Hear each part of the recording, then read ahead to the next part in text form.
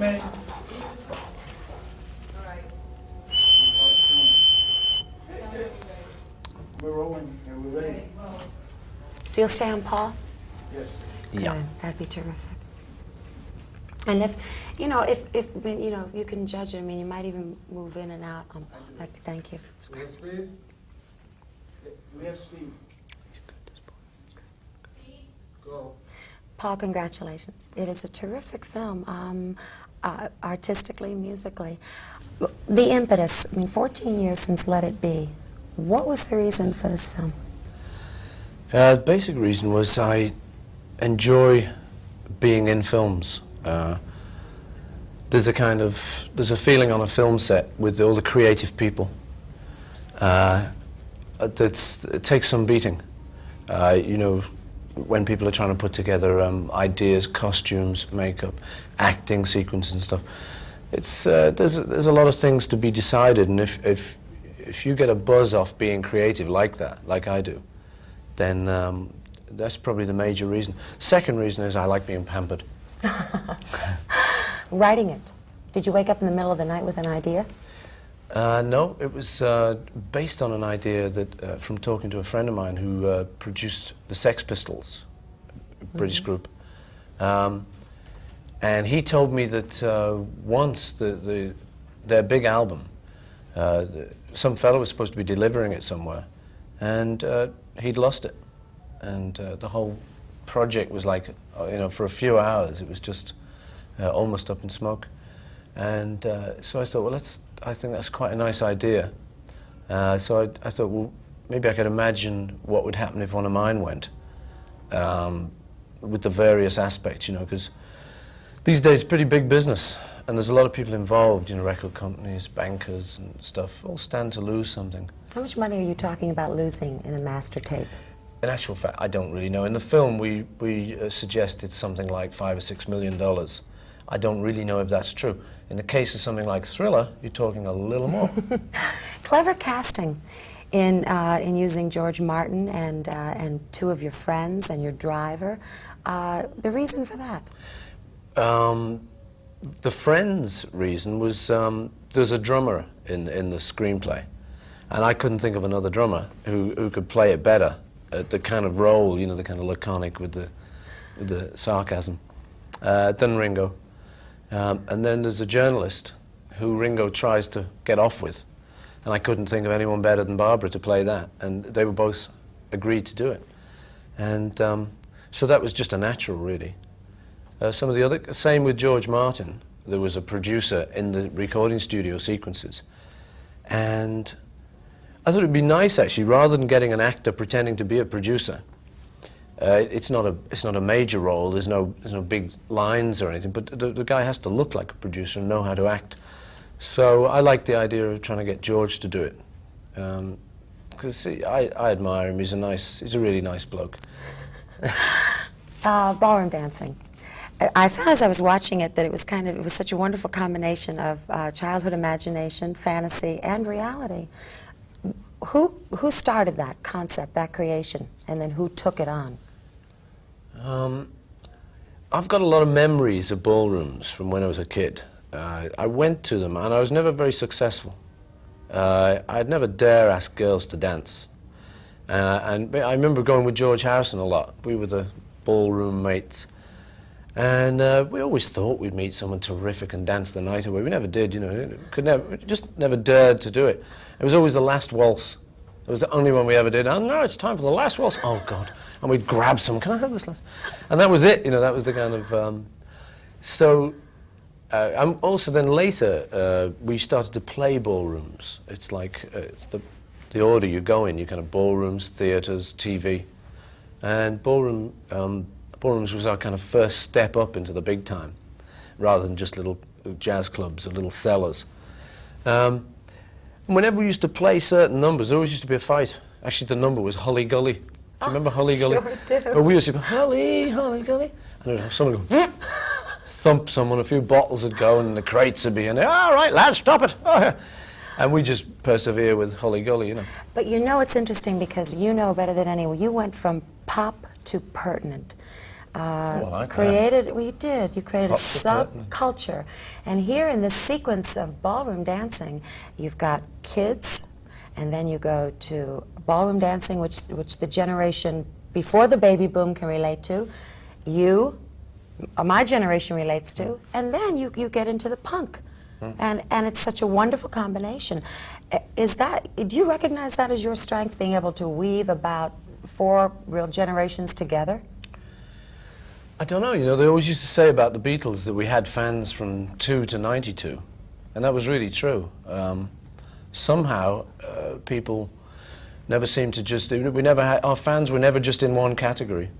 So, I don't know, maybe that's right. Maybe I can sort of play with various age groups and still make it work. I've never actually thought of it like that. Passages. Gail Sheehy wrote a book called Passages. I don't know if you've read it or not, but where you go from one phase in life to another, and life is such change.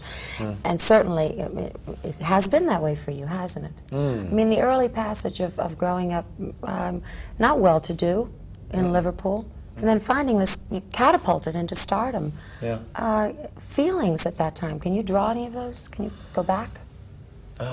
Yeah, you know. Originally, I suppose we just felt like anyone else. I mean, we, the Beatles, just felt like anybody else on the street. You know, we wanted to win the pools, football pools, wanted to get a guitar, car, and a house. And that was it. That was the dream. A little later, we started to get successful. And I don't know, I mean, we had pretty big ambitions. Did Brian Epstein draw you in, or did you all have the same motivation together? No, Brian was a very big help, but there was none of this kind of Svengali type idea that people tried to put on it. We were very forceful lads, you know. I mean, you think John Lennon, Paul McCartney, Ringo Starr, and George Harrison, I mean, all of them egomaniacs. No. Well, no, you know what I mean. They're pretty forceful. But a workaholic, you are an admitted workaholic. When people around you can't come up to your energy level or come up to speed, how do you handle that? I don't know. They seem to come up to the level. I don't know. I've never really noticed anyone who can't.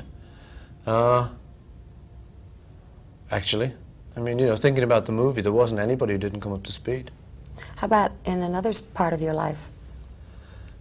Well, how I handle it badly, I suppose. If they don't come up to speed, I mean, I like to be on the same level. I suppose anything anyone does, you don't want there to be a bum in there. Why are you driven, though, Paul? You know, you've achieved success in so many areas. What continues to drive you? Can't be money, is it quality? It's actually just that I love to do what I do. I think a lot of people would do what I do as a hobby, and do. A lot of people try and write songs.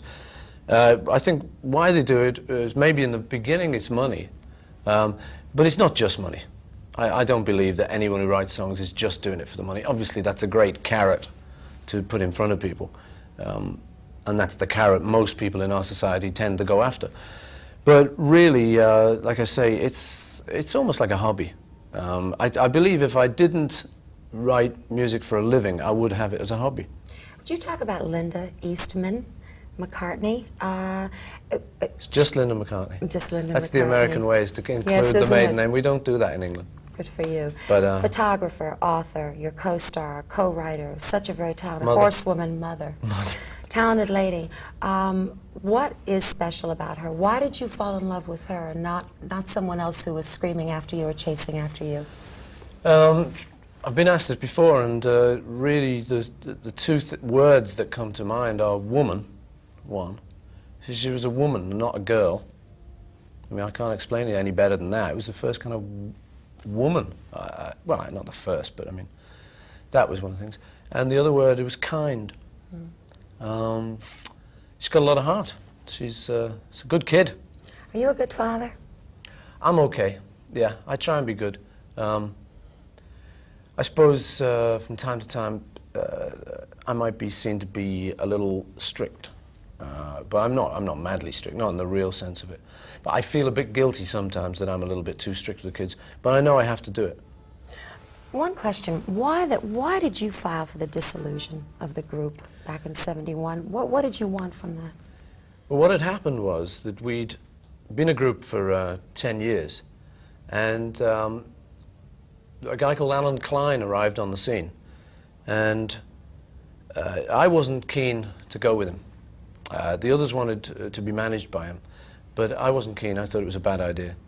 So what happened was it sort of broke the group up, that whole thing. I'm not blaming him, but that period and those events broke the group up.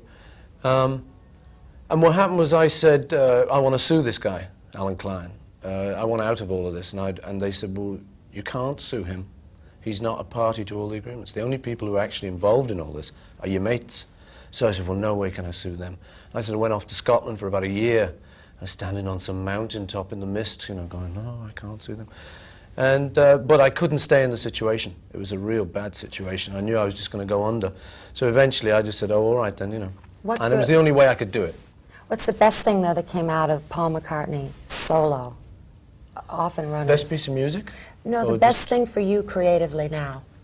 The freedom, really, I think, to do pretty much what I want to do, which is sort of everyone's dream, really. And I suppose I've finally reached that point where I can do that. What next? What next? I would like to make a kind of Disney-type animated feature for children. Why? Because I love cartoons. I love them. And I love those things like Lady and the Tramp. You know, I can still watch that real happily. Me too. I love all that stuff. And kids love it, our kids all love it. And I think it's a great art form myself, that. I mean, I wouldn't be ashamed to be involved with something like that. And going out with Broad Street, there is a short of the character I'd like to make into a feature. It's called Rupert. So maybe we'll get that into a feature next year. Great. If so, I hope I have a chance to talk to you again. Thank you, Great. Paul, Okay. very much. Congratulations. Terrific. Thank you very film. much. Wonderful. You're not going to be on this? No, I would like to have followed up on just a couple of things, but that's okay. Just